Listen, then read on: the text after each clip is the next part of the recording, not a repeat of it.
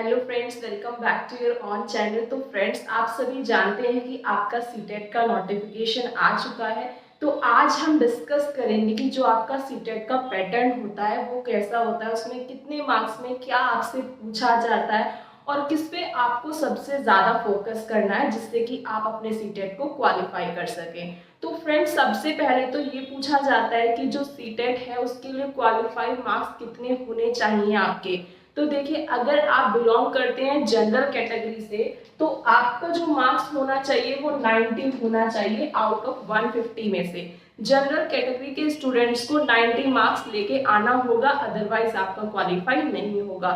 लेकिन अगर आप बिलोंग करते हैं SC ST या फिर OBC कैटेगरी से तो आपको सिर्फ 82 मार्क्स लेके आना होता है 150 में से, जिससे कि आपका सीटेट क्वालिफाई हो जाता है। और सीटेट क्वालिफाई करने के बाद आप जो भी आपके टीचिंग एग्जाम होते हैं वैकेंसी के उसको दे सकते हैं। तो अब जानते हैं जो हमारा सीटेट है उसमें पेपर 1 और पेपर 2 होते हैं। तो पेपर 1 को हम डिस्कस करेंगे।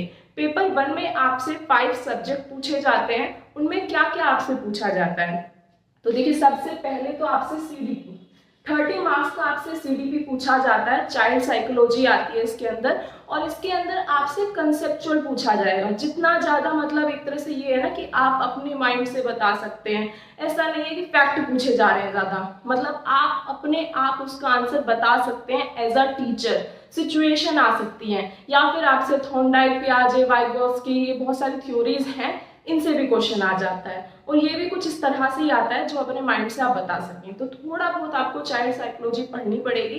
तो आपको यहाँ पे 30 मार्क्स जो है, 30 में से यहाँ पे आप 25 मार्क्स इजीली गेन कर सकते हैं। अगर आप अच्छे से थोड़ा बहुत भी इस पे फोकस करेंगे तो 25 मार्क्स आप यहाँ पे गेन कर पाएंगे, क्योंकि ये सब्जेक्ट आपके अदर सब्जेक्ट को भी स्ट्रॉन्ग करता है। अब नेक्स्ट देखते हैं, हमारा नेक्स्ट सब्जेक्ट है मैथ। तो मैथ में आपसे 30 मार्क्स में पूछा जाता है, जिसमें से आपका 15 मार्क्स में आपकी मैथ की पेडागोजी आती है। तो मैथ की पेडागोजी आपसे कुछ सिचुएशन दे दी जाएगी, आपको उस सिचुएशन में आंसर करना होता है कि क्या आपके लिए बेस्ट है। तो देखिए, हर स्टूडेंट के लिए अलग अलग आंसर हो सकता है। हर किसी के लिए ऐसा हो सकता है जो मेरे लिए सही है वो आपके लिए सही ना हो, जो मेरे लिए गलत है वो आपके लिए गलत ना हो। तो यहाँ पे यही देखा जाता है कि बेस्ट आंसर आप क्या लगाते हैं। सारे आंसर सही होते हैं लेकिन आपको बेस्ट चूज करना होता है। तो मैथ में आपका 15 मार्क्स में आपकी पेडागोजी आती है और 15 मार्क्स में आपसे आपका कंटेंट पूछा जाता है। और कंटेंट अगर आपसे पूछा जा रहा है तो ये मानिए वो बहुत ही लो लेवल का कंटेंट पूछा जाता है। अगर आप 6th 7th 8th की NCERT भी सोल्व कर लेते हैं तो भी आप इसको निकाल लेंगे। या फिर आप 6th 7th 8th की NCERT नहीं सोल्व करना चाहते हैं तो मैं आपको बुक सजेस्ट कर दूंगी, तो वो आप परचेज कर लीजिए। उस बुक में आपको सारे क्वेश्चन ऐसे मिल जाएंगे जो प्रीवियस ईयर में आए हुए हैं। अगर आपने वो सोल्व कर लिए तो वही आपसे पूछा जाता है।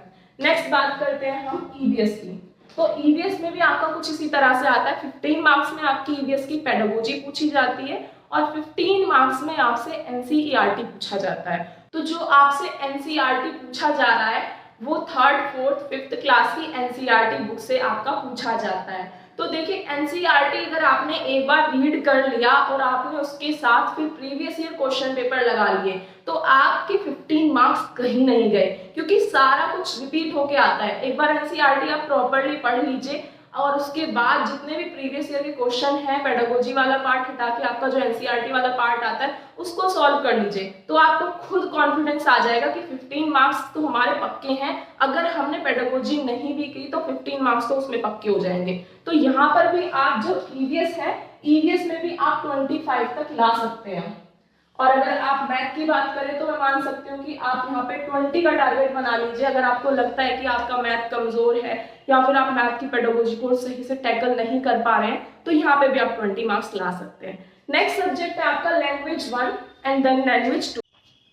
तो देखिए, लैंग्वेज आप अपने अकॉर्डिंग लेते हैं जो आपकी बेस्ट होती है। जैसे हमारी जो मातृभाषा है वो हिंदी है, तो इसलिए मैंने लैंग्वेज 1 हिंदी ली थी। तो आप क्या लेना चाहते हैं वो आपके ऊपर डिपेंड करता है। जो आपका बेस्ट है आप वो ले सकते हैं। तो लैंग्वेज 1 में आपका 15 मार्क्स में पैराग्राफ आता है और 15 मार्क्स में आपके लैंग्वेज की पेडागोजी आती है। ऐसे ही लैंग्वेज 2 में है, आपका 15 मार्क्स का पैराग्राफ आएगा और 15 मार्क्स में आपकी पेडागोजी पूछी जाएगी। तो इसलिए लैंग्वेज के लिए तो आपको ज्यादा कुछ पढ़ने की अलग से जरूरत नहीं पड़ती है। लैंग्वेज के लिए तो आप सिर्फ प्रीवियस ईयर लगाइए, जितना प्रीवियस ईयर में पूछा गया है वही आपको पढ़ना है। इसके अलावा आपको कुछ ऐसा नहीं है, ग्रामर आपको नहीं पढ़नी है, क्योंकि ग्रामर में ऐसा कुछ अलग से नहीं आता।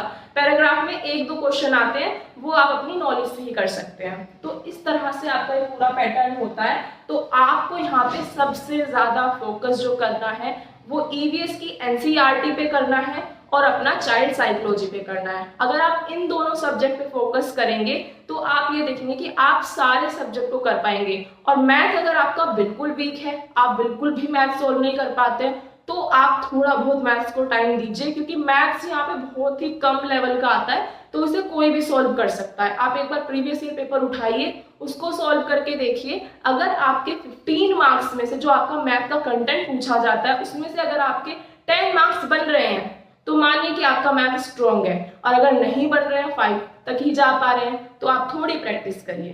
Thank you so much. अगर आपको वीडियो अच्छा लगे तो लाइक करें, शेयर करें एंड कमेंट करें।